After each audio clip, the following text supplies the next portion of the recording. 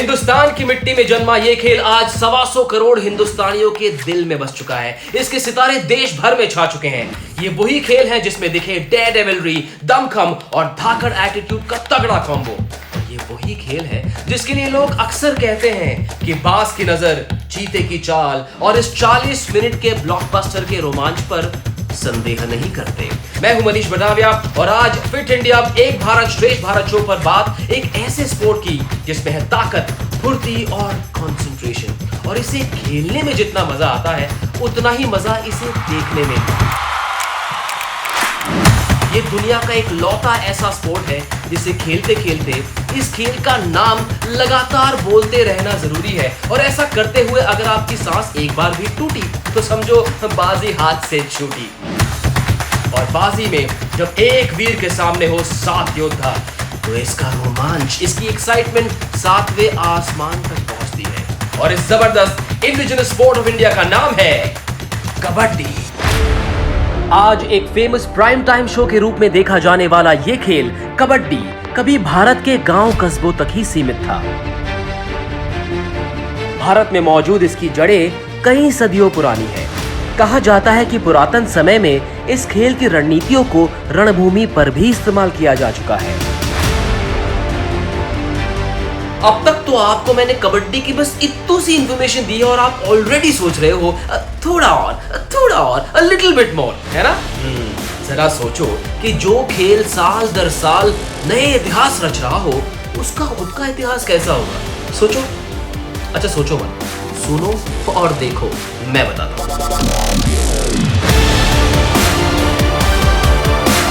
ऐसा माना जाता है कि इस खेल का आधार प्री हिस्टोरिक टाइम्स यानी कि वैदिक युग से जुड़ा हुआ है। 3 से 4 हजार साल पुराने इस खेल को महाभारत की प्रसिद्ध कहानी अभिमन्यु और चक्रव्यूह से भी जोड़ा जाता है। कहते हैं कि जिस तरह से चक्रव्यूह के 7 दरवाजे हुआ करते थे, उसी तरह कबड्डी में भी कुल 7 खिलाड़ी होते हैं जिन्हें छूकर सुरक्षित अपने पाले में आना होता है। मान्यता है कि वीर अभिमन्यु की याद में ही इस खेल को खेला जाता है। जहां तक बात रही इस नाम कबड्डी की, इसका ओरिजिन है तमिल भाषा से। कबड्डी एक तमिल शब्द काई पीढ़ी से बना है जिसका मतलब है हाथ पकड़ना। लेकिन विभिन्नताओं से भरे इस महान देश में कबड्डी के कई नाम हैं। जैसे दक्षिण भारत में इसे छेंदू गुड्डू के नाम से जाना जाता है, पूर्वी भारत में हुतुतु और उत्तरी भारत में यानी कि पंजाब में इसे कौड़ी के नाम से भी जाना जाता है। पता है मेरे स्पोर्ट्स टीचर ना पहले इंग्लैंड में रहते थे, लेकिन यहाँ पर मुझे अक्सर अपने ब्रिटिश एक्सेंट में वो कहा करते थे, young man, a great legacy is often a function of discipline. वैसे टू बी ऑनेस्ट ये बात मुझे तब पल्ले नहीं पड़ी थी, but now I know he was absolutely right। Legacy यानी कि विरासत शानदार तब होती है जब सभी रूल्स और रेगुलेशंस को ठीक से फॉलो किया जाए। और इस शो पर मेरा एक बहुत बड़ा रूल है कि काम को अधूरा बिल्कुल ना छोड़ो, ना कभी नहीं, नेवर। तो आपको कबड्डी के रूल्स और रेगुलेशंस कौन बताएगा? मैं बताऊंगा। एंड आई प्रॉमिस यू, इन्हें जानने और सुनने के बाद आप सभी कहेंगे रूल्स आर कूल। कबड्डी के इस खेल का मैदान समतल यानी प्लेन और सॉफ्ट होता है। इसे तैयार करने के लिए ज्यादातर मिट्टी या बुरादे का इस्तेमाल किया जाता है। लेकिन अब नेशनल लेवल पर कबड्डी को एक सिंथेटिक फाइबर मैट पर इंडोर स्टेडियम में खेला जाता है। मेंस कैटेगरी के लिए कोर्ट की साइज 13 बाय 10 मीटर की होती है, जिसमें दोनों छोरों से 6.5 मीटर की दूरी पर मिड लाइन खींची जाती है जो मैदान के 2 बराबर भागों में बांटती है। मैदान की दोनों तरफ 1-1 मीटर की स्ट्रिप होती है जिसे लॉबी कहा जाता है। मिड लाइन की दोनों ओर 3.75 मीटर्स की दूरी पर एक पैरेलल लाइन खींची जाती है जिसे बॉक लाइन कहते हैं। उसके अलावा कोर्ट पर एक बोनस लाइन भी होती है जो कि बॉक लाइन से पीछे की तरफ 1 मीटर की दूरी पर खींची जाती है। वुमेन्स और जूनियर कैटेगरी के लिए कोर्ट की साइज होती है 12 बाय 8 मीटर्स, जिसके बिल्कुल बीचों बीच एक मिड लाइन होती है जो कोर्ट को 6 मीटर के 2 हिस्सों में बांटती है। दोनों कैटेगरीज में कोर्ट की एंड लाइंस लगभग 3 से 5 सेंटीमीटर चौड़ी होती है। कबड्डी का ये खेल दो टीमों के बीच खेला जाता है जिसमें हर टीम में 12 खिलाड़ी होते हैं, लेकिन एक समय में केवल 7 खिलाड़ी मैदान में खेलते हैं और 5 सब्स्टिट्यूट्स होते हैं। इस खेल में 20-20 मिनट के 2 हाफ होते हैं जिसके बीच 5 मिनट का हाफ टाइम इंटरवल होता है, जिसके दौरान दोनों टीमें अपनी कोर्ट साइड बदल लेती हैं। वुमेन्स कैटेगरी का मैच 30 मिनट का होता है जिसमें 15-15 मिनट के 2 हाफ होते हैं। हर टीम में 3 तरह के खिलाड़ी होते हैं, रेडर्स, डिफेंडर्स और ऑलराउंडर्स। दोनों टीमें बारी बारी अपनी विपक्षी टीम पर 30-30 सेकंड की रेड करती है और अपनी टीम के लिए पॉइंट्स जीतने की कोशिश करती हैं। खेल शुरू होने पर रेडर को एक सांस में कबड्डी कबड्डी बोलते रहना पड़ता है, जिसे कैंट कहा जाता है। ये कैंट करते हुए उसे दूसरे पाले में जाकर 30 सेकंड के अंदर अंदर ज्यादा से ज्यादा डिफेंडर्स को छूकर अपने पाले में वापस आना होता है। जितने डिफेंडर्स को छूकर वो 30 सेकंड के अंदर अंदर कामयाबी से अपनी कोर्ट साइड में आता है, रेडिंग टीम को उतने ही पॉइंट्स मिलते हैं। रेडर के स्किल सेट्स में शामिल है हैंड टच, टो टच या फिर अलग अलग तरह की किक्स, जिसका इस्तेमाल करके वो डिफेंडर्स को छूते हैं और फिर एस्केप करने के लिए वो इस्तेमाल करते हैं डुबकी, फ्रॉग जंप या लायन जंप का।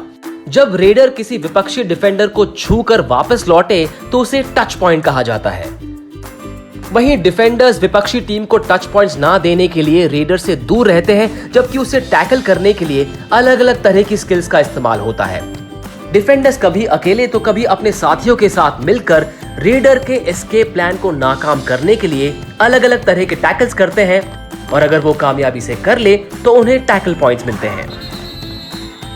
और ऐसा करने के लिए डिफेंडर्स रेडर्स पर अलग अलग तरह के टैकल्स का इस्तेमाल करते हैं।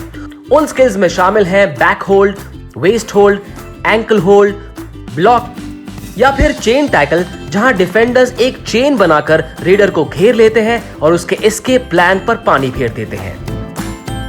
और जैसे ज्यादातर खेलों में होता है, निर्धारित समय में जिस टीम के ज्यादा पॉइंट्स, वही उस मैच की विजेता। यार बिटवीन मी एंड यू एक कन्फेशन है, किसी को बताना नहीं, ठीक है? इन नियमों को जानने के पहले मुझे लगता था कि यार ये तो बड़ा आसान सा स्पोर्ट है, मैं तो अच्छा खेलूंगा, बिंदास खेलूंगा, चैंपियन बन सकता हूँ। लेकिन अब इन रूल्स को जानने के बाद मुझे लग रहा है कि यार ये तो बड़े अलग लेवल का स्पोर्ट है और इसमें अच्छा करने के लिए मुझे बरसों की मेहनत करनी पड़ेगी। Do you agree? I knew it. एक काम करो, कोच ढूंढो, सीखो और फिर खेलो। बाय द वे, मैं हमारी पुलिस फोर्स में एक एसीपी साहब को जानता हूँ जो आई नो इस वक्त क्या सोच रहे होंगे कि कबड्डी ने अगर पूरी दुनिया में अपना सिक्का जमाया तो जमाया कैसे? सर कुछ ऐसे। वैदिक युग से आज तक कबड्डी का ये खेल कई अलग अलग दौर और रूपों से गुजर चुका है। 1950 में ऑल इंडिया कबड्डी फेडरेशन का गठन हुआ, जो आगे चलकर 1972 में AKFI यानी कि amateur kabaddi federation of India में तब्दील हुआ। 1978 में एशियन कबड्डी फेडरेशन बनने के बाद एशियन कबड्डी चैंपियनशिप 1980 में खेली गई। लेकिन इस खेल का पहला ऑफिशियल डेमोन्स्ट्रेशन हुआ था 1982 एशियन गेम्स में, जो दिल्ली में खेले गए थे, और 1990 में इसे एशियन गेम्स में शामिल कर लिया गया एज अ परमानेंट स्पोर्ट। और तब से लेके आज तक 8 एशियन गेम्स एडिशंस में भारत की मेंस कबड्डी टीम ने 7 बार गोल्ड मेडल जीता है और इंडिया की वुमेन्स टीम ने 3 में से 2 बार गोल्ड मेडल हासिल किया। भारत के अलावा पिछले कई सालों से ईरान को भी कबड्डी पावर हाउस माना जाता है और उसके अलावा Kenya, south Korea, Pakistan, Thailand जैसे देशों में भी कबड्डी काफी पॉपुलर है। और आज तक खेले गए 3 मेंस वर्ल्ड कप और 1 वुमेन्स वर्ल्ड कप में भारत ने सभी को डोमिनेट करते हुए कबड्डी की दुनिया में अपना नाम टॉप पर रखा हुआ है।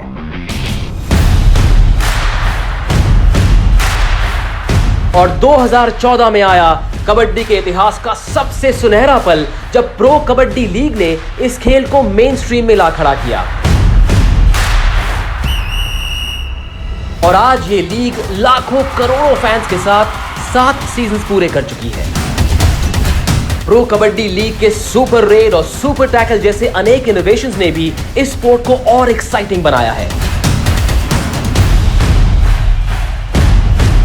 And so you'll agree that kabaddi is the new cool sport, और cool मिलाकर I mean कुल मिलाकर कबड्डी में वो सब कुछ है जो एक वर्ल्ड क्लास स्पोर्ट में होना चाहिए। पिछले कुछ समय में इस स्पोर्ट ने ना सिर्फ अपने लिए एक नई पहचान बनाई, बल्कि इंडिया को दिए कई नए स्पोर्टिंग सुपरस्टार्स। और अगर आप भी उनके जैसे बनना चाहते हैं तो जल्दी से एक कोच ढूंढिए, संकोच बिल्कुल ना करें भाई, आखिरकार अपना स्पोर्ट है। और जिन्होंने कबड्डी की रीसेंट सक्सेस देखी है वो इस बात को जानते हैं कि ये तो बस शुरुआत है, आगे आगे देखिए होता है क्या।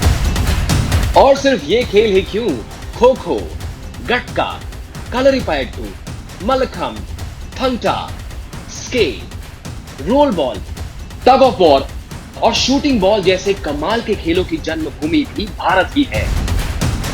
और इसीलिए तो हम इन सभी खेलों की कहानियां लेकर आपके सामने आए, आपके साथ इन खेलों के सफर को शेयर किया और आपको इनके इतिहास और इनके रोमांच से रूबरू करवाया।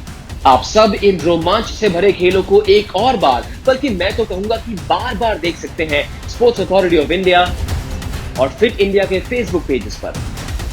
एंड आई होप कि आपको हमारी ये कोशिश बेहद पसंद आई होगी। ऐसे ही कई और इंडिजिनस खेलों की कहानियों की एक नई सीरीज लेकर आगे चलकर भी आप लोगों से मुलाकात हो, हम यही उम्मीद रखते हैं। तब तक के लिए स्टे फिट इंडिया और जय हिंद।